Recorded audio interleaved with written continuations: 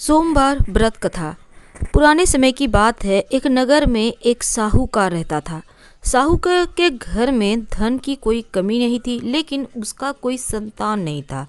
इस वजह से साहूकार दुखी परेशान रहता था। पुत्र पाने के लिए वह हर सोमवार व्रत किया करता था और पूरी श्रद्धा के साथ भगवान शिव के मंदिर में जाकर शिव पार्वती जी की पूजा अर्चना किया करता था।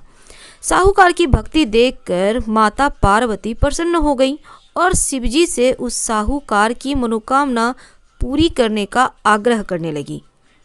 माता पार्वती जी की इच्छा सुनकर भगवान शिव कहते हैं कि हे पार्वती, इस संसार में सभी को अपने कर्म का फल भुगतना पड़ता है।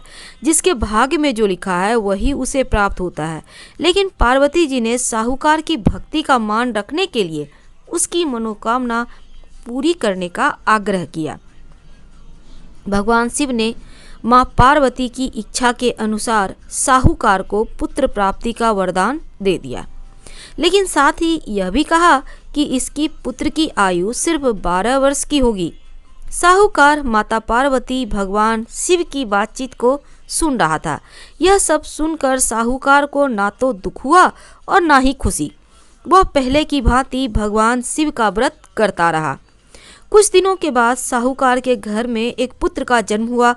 जब साहूकार का पुत्र 11 वर्ष का हो गया, तब उसे पढ़ने के लिए काशी भेज दिया गया।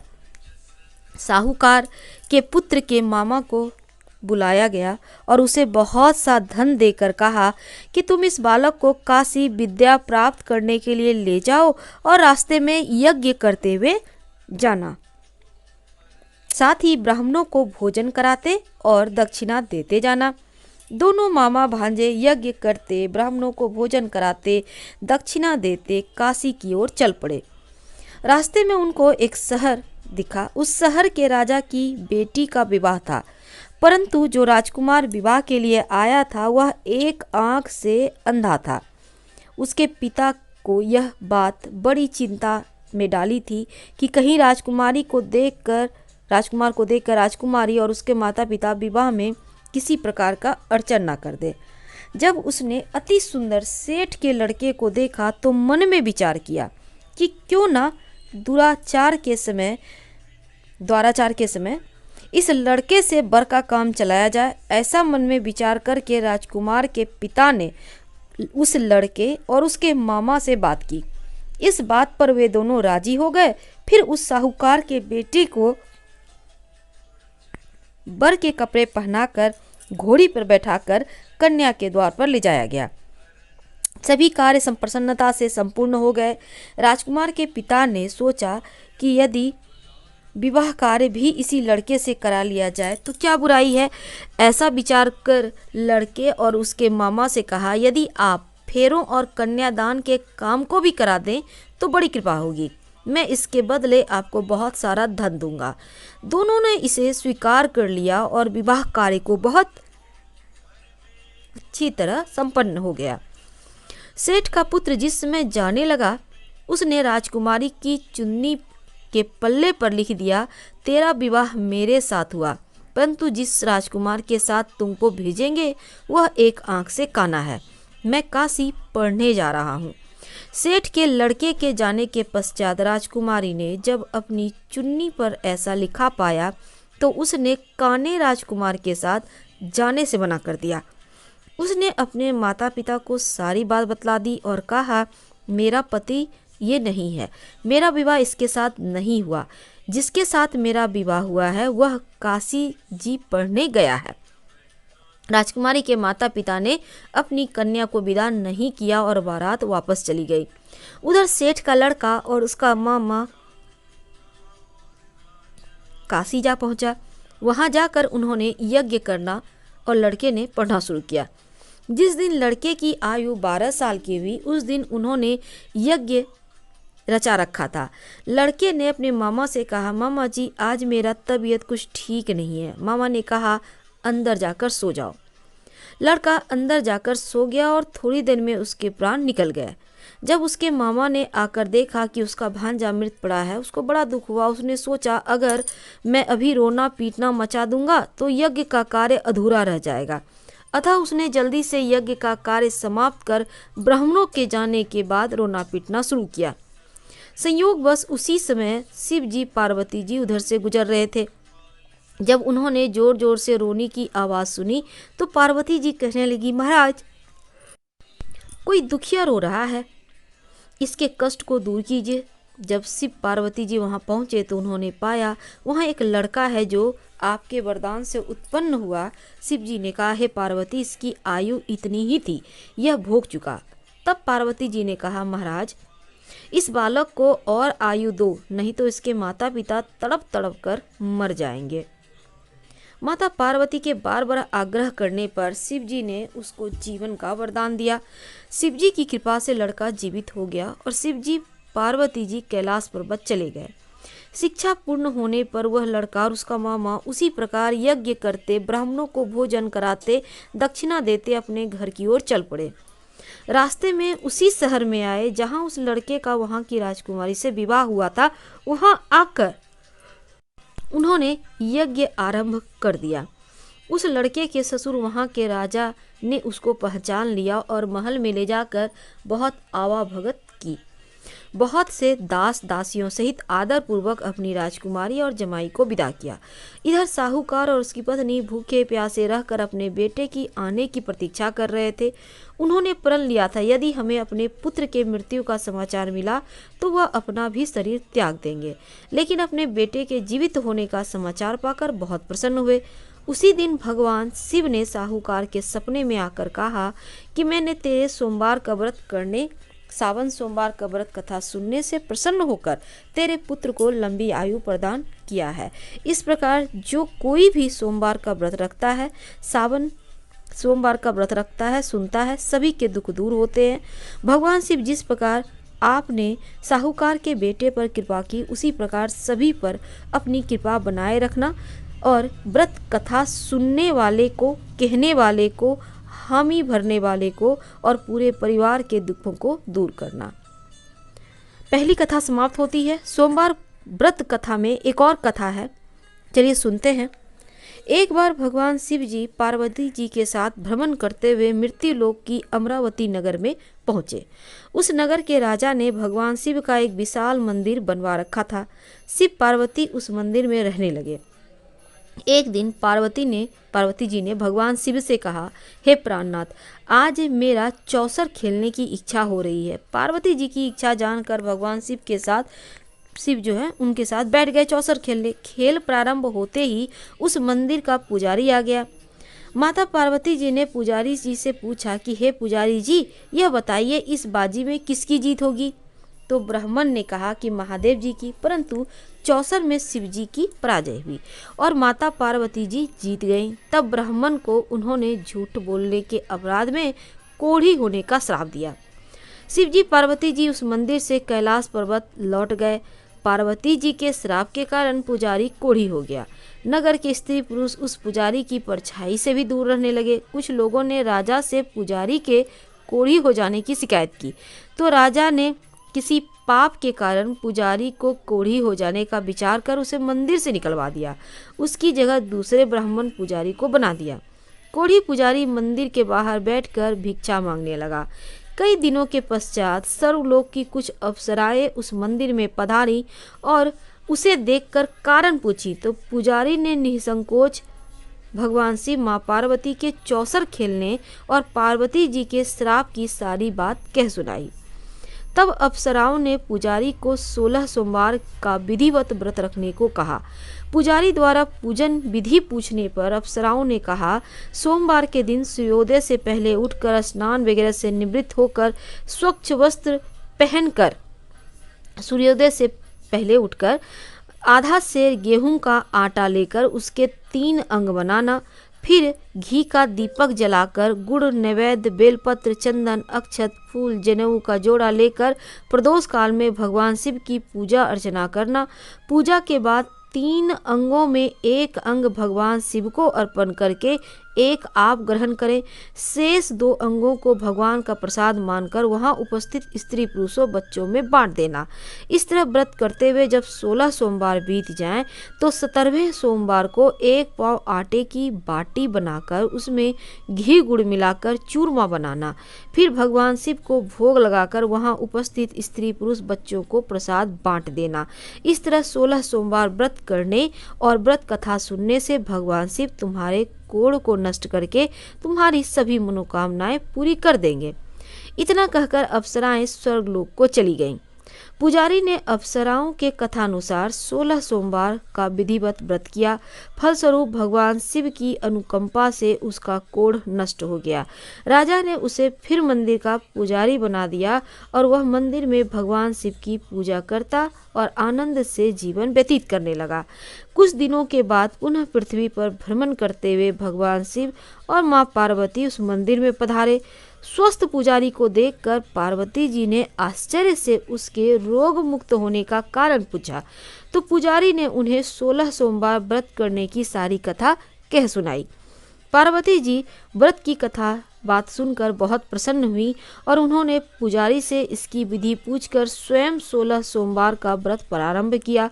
पार्वती जी उन दिनों अपने पुत्र कार्तिकेय के नाराज होकर दूर जाने से बहुत चिंतित रहती थी। वे कार्तिकेय को लौटा लाने के लिए अनेक उपाय कर चुकी थी, लेकिन कार्तिकेय जी लौटकर उनके पास नहीं आ रहे थे। 16 सोमवार का व्रत करते हुए पार्वती जी ने भगवान शिव से कार्तिकेय के लौट कर वापस आने की मनोकामना की और व्रत समापन के तीसरे दिन सचमुच कार्तिकेय जी वापस लौट आए। कार्तिकेय जी ने अपने हृदय परिवर्तन के संबंध में पार्वती जी से पूछा, हे माता, आपने ऐसा कौन सा उपाय किया था जिससे मेरा क्रोध नष्ट हो गया, मैं वापस लौट आया। तब पार्वती जी ने कार्तिकेय को 16 सोमवार की व्रत की कथा कह सुनाई। कार्तिकेय जी ने अपने एक ब्राह्मण मित्र ब्रह्मदत्त के परदेश चले जाने से वो बहुत दुखी थे।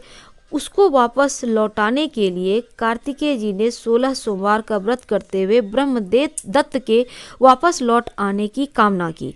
व्रत के समापन के कुछ दिनों के बाद मित्र लौट आया। ब्राह्मण ने कार्तिकेय जी से कहा, प्रिय मित्र, तुमने कौन सा उपाय किया था जिससे परदेश में मेरे विचार एकदम परिवर्तित हो गए और मैं तुम्हारे स्मरण करते हुए लौट आया। कार्तिकेय जी ने अपने मित्र को भी 16 सोमवार के व्रत की कथा विधि सुनाई। ब्राह्मण मित्र व्रत के बारे में सुनकर बहुत खुश हुआ और उसने भी व्रत किया। 16 सोमवार का व्रत का समापन करने के बाद ब्रह्मदत्त विदेश यात्रा पर निकला। वहां नगर के राजा हर्षवर्धन की बेटी राजकुमारी गुंजन का स्वयंवर हो रहा था। वहां के राजा ने प्रतिज्ञा की थी, एक हथिनी यह माला जिसके गले में डालेगी अपनी पुत्री का विवाह उसी से करेगा। ब्राह्मण भी उत्सुकतावश महल में चला गया। वहां कई राज्यों के राजकुमार बैठे थे। सभी एक सजी धजी हथनी सुर में जयमाला लिए वहां आई और हथनी ने ब्राह्मण के गले में जयमाला डाल दी। फलस्वरूप राजकुमारी का विवाह ब्राह्मण से हो गया। एक दिन उसकी पत्नी ने पूछा, प्राणनाथ, आपने कौन सा शुभ कार्य किया था जो उस हथनी ने राजकुमारों को छोड़कर आपके गले में जयमाला डाल दी? तब ब्राह्मण ने 16 सोमवार व्रत की विधि बतलाई। अपने पति से 16 सोमवार का महत्व जानकर राजकुमारी ने पुत्र की इच्छा से 16 सोमवार का व्रत किया। निश्चित समय पर भगवान शिव की अनुकंपा से राजकुमारी के एक सुंदर, सुशील, स्वस्थ पुत्र पैदा हुआ। पुत्र का नामकरण गोपाल नाम के रूप में हुआ। बड़ा होने पर पुत्र गोपाल ने भी माँ से एक दिन प्रश्न किया कि मैं तुम्हारे ही घर में जन्म लिया, इसका क्या कारण है? माता गुंजन ने पुत्र को 16 सोमवार व्रत की जानकारी दी और व्रत का महत्व जानकर गोपाल ने भी व्रत करने का संकल्प किया। गोपाल जब 16 वर्ष का हुआ तो उसने राज्य पाने की इच्छा से 16 सोमवार का विधिवत व्रत रखा। व्रत समापन के बाद गोपाल घूमने के लिए समीप के नगर में गया। वहां के वृद्ध राजा ने गोपाल को पसंद किया और बहुत धूमधाम से अपनी पुत्री राजकुमारी मंगला का विवाह गोपाल के साथ कर दिया। 16 सोमवार के व्रत करने से गोपाल महल में पहुंचकर आनंद से रहने लगा। 2 वर्ष बाद वृद्ध राजा का निधन हो गया तो गोपाल को उस नगर का राजा बना दिया गया। इस तरह 16 सोमवार व्रत करने से गोपाल की राज्य पाने की इच्छा पूर्ण हुई। राजा बनने के बाद भी वह विधिवत 16 सोमवार का व्रत करता रहा। व्रत के समापन पर 17वें सोमवार को गोपाल ने अपनी पत्नी मंगला से कहा, व्रत की सारी सामग्री लेकर वह समीप के शिव मंदिर में पहुंचे। पति की आज्ञा का उल्लंघन करके सेवकों द्वारा पूजा की सामग्री मंदिर में भेज दी, स्वयं मंदिर नहीं गई। जब राजा ने भगवान शिव की पूजा पूरी की तो आकाशवाणी हुई, हे राजन, तेरी रानी ने 16 सोमवार व्रत का अनादर किया है, सो रानी को महल से निकाल दे, नहीं तो तेरा सब वैभव नष्ट हो जाएगा। आकाशवाणी सुनकर उसने तुरंत महल में पहुंचकर अपने सैनिकों को आदेश दिया कि रानी को दूर किसी नगर में छोड़ आओ, और सैनिकों ने राजा की आज्ञा का पालन करते हुए तत्काल उसे शहर से नगर से निकाल दिया। रानी भूखी प्यासी उस नगर में भटकने लगी। रानी को उस नगर में एक बुढ़िया मिली। वह बुढ़िया सूत काट कर बाजार में बेचने जा रही थी, लेकिन उस बुढ़िया से सूत उठ नहीं रहा था। बुढ़िया ने रानी से कहा, बेटी, यदि तुम मेरा सूत उठाकर बाजार तक पहुंचा दो, सूत बेचने में मेरी मदद करो, तो मैं तुम्हें धन दूंगी। रानी ने बुढ़िया की बात मान ली, और लेकिन जैसे ही रानी ने सूत की गठरी को हाथ लगाया, तभी जोर की आंधी चली और गठरी खुल जाने से सारा सूत आंधी में उड़ गया। बुढ़िया ने उसे फटकार कर भगा दिया। रानी चलते चलते नगर में एक तेली के घर पहुंची। उस तेली ने तरस खाकर रानी को घर में रहने के लिए कह दिया, लेकिन तभी भगवान शिव के प्रकोप से तेली के तेल से भरे मटके एक एक करके फूटने लगे। तेली ने भी उस रानी को वहां से भगा दिया। भूख प्यास से व्याकुल रानी वहां से आगे की ओर चल पड़ी। रानी ने एक दिन नदी का जल पीकर अपनी प्यास शांत करनी चाही तो नदी का जल उसके स्पर्श से सूख गया। अपने भाग्य को कोसती हुई रानी आगे चल दी। चलते चलते रानी एक जंगल में पहुंची। उस जंगल में एक तालाब था, उसमें निर्मल जल भरा था। निर्मल जल देखकर रानी का प्यास तेज हो गया और जल पीने लगी। तो रानी ने तालाब की सीढ़ियां उतरकर जैसे ही जल को स्पर्श किया, तभी उस जल में असंख्य कीड़े उत्पन्न हो गए। रानी ने दुखी होकर उस गंदे जल को पीकर अपने प्यास शांत की। रानी ने एक पेड़ की छाया में बैठकर कुछ देर आराम करना चाहा तो उस पेड़ के पत्ते पल भर में सूख कर बिखर गए। रानी दूसरे पेड़ के नीचे जाकर बैठी। जिस पेड़ के नीचे बैठती वही सूख जाता। वन सरोवर की यह दशा देखकर वहां के ग्वाले बहुत हैरान हुए। ग्वाले रानी को समीप के मंदिर के पुजारी जी के पास ले गए। रानी के चेहरे को देखकर ही पुजारी जान गए कि रानी अवश्य किसी बड़े घर की है, भाग्य के कारण दर दर भटक रही है। पुजारी ने रानी से कहा, पुत्री, तुम कोई चिंता मत करो, मेरे साथ इस मंदिर में रहो, कुछ ही दिनों में सब ठीक हो जाएगा। पुजारी की बातों से रानी को बहुत सांत्वना मिली। रानी उस मंदिर में रहने लगी। रानी भोजन बनाती तो सब्जी जल जाती, आटे में कीड़े पड़ जाते, जल से बदबू आने लगती। पुजारी भी रानी के दुर्भाग्य से बहुत चिंतित होते हुए बोले, पुत्री, अवश्य ही तुमने कोई अनुचित काम किया है, जिसके कारण देवता तुमसे नाराज हैं। उनकी नाराजगी के कारण ही तुम्हारी यह दशा हुई है। अब चिंता करते हुए पुजारी की बात सुनकर रानी ने अपने पति के आदेश पर मंदिर में न जाकर शिव जी की पूजा नहीं करने की सारी कथा सुना दी। पुजारी ने कहा, अब तुम कोई चिंता नहीं करो, कल सोमवार है और कल से तुम 16 सोमवार के व्रत करना शुरू कर दो। भगवान शिव अवश्य तुम्हारे दोषों को क्षमा करेंगे। पुजारी की बात मानकर रानी ने 16 सोमवार का व्रत प्रारंभ किया और रानी सोमवार का व्रत करके शिव जी की विधिवत पूजा अर्चना की तथा व्रत कथा सुनने लगी। जब रानी ने 17वें सोमवार का विधिवत व्रत का समापन किया तो उधर उसके पति राजा के मन में रानी की याद आई। राजा ने तुरंत अपने सैनिकों को रानी को ढूंढ कर लाने के लिए भेजा। रानी को ढूंढते हुए सैनिक मंदिर में पहुंचे और रानी से लौटकर चलने को कहा। पुजारी ने सैनिकों से मना कर दिया और सैनिक निराश होकर लौट गए। उन्होंने राजा से सारी बात बताई। राजा स्वयं मंदिर में पुजारी के पास पहुंचे और रानी को महल से निकाल देने के कारण पुजारी जी से क्षमा मांगी। पुजारी ने राजा से कहा, यह सब भगवान शिव के प्रकोप के कारण हुआ है। इतना कहकर रानी को विदा किया। राजा के साथ रानी महल में पहुंची। महल में बहुत खुशियां मनाई गई, पूरे नगर को सजाया गया। राजा ने ब्राह्मणों को अन्न वस्त्र धन का दान किया। नगर में निर्धनों को वस्त्र बांटे गए। रानी 16 सोमवार का व्रत करते हुए महल में आनंद पूर्वक रहने लगे। भगवान शिव की अनुकंपा से उसके जीवन में सुख ही सुख भर गए। 16 सोमवार के व्रत करने, कथा सुनने से मनुष्य की सभी मनोकामनाएं पूर्ण होती हैं और भगवान जीवन में किसी भी तरह की कमी नहीं होने देते। स्त्री पुरुष आनंद पूर्वक जीवन यापन करते हुए मोक्ष को प्राप्त करते हैं। हर हर महादेव।